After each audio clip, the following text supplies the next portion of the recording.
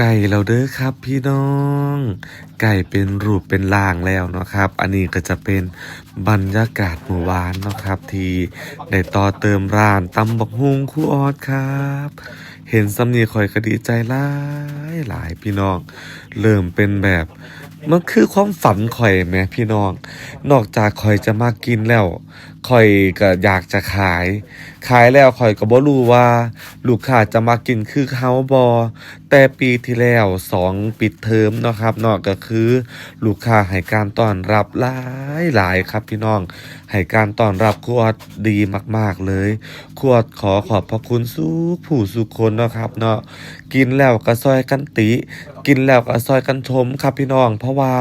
ครูออสสิได้นำไปปรับปรุงให้เข้ากับลูกค้าทุกท่านเนาะครับพี่น้องข่อยจะบอกว่าข่อยตื่นเต้นหลายครับพี่น้องลูกค้าก็ดีนะพี่น้องแบบว่าซอยข่อยขวดลดอันนั้นขวดเพิ่มอันนี้จนได้มาเป็นขวดในมือนี้ครับพี่น้องขอบคุณหลายๆเด้อครับที่ซอยแนะนำซอยให้กำลังใจครูออสเนาะครับเนาะเป็นร้านแล้วเด้อครับพี่น้องร้านตำบักฮุงน้อยๆของครูออสขายเฉพาะช่วงปิดเทอมเนาะครับเนาะแต่ในอนาคตบ่แน่อาจจะเป็นเสาร์อาทิตย์นะครับเนาะนี้ขายทุกเสาร์อาทิตย์นำเด้อพี่น้อง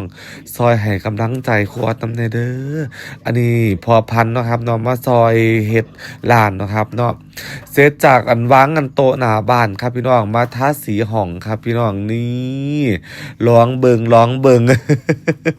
อันนี้สีเหลือเด้อครับพี่น้องสีเหลือจากปีพู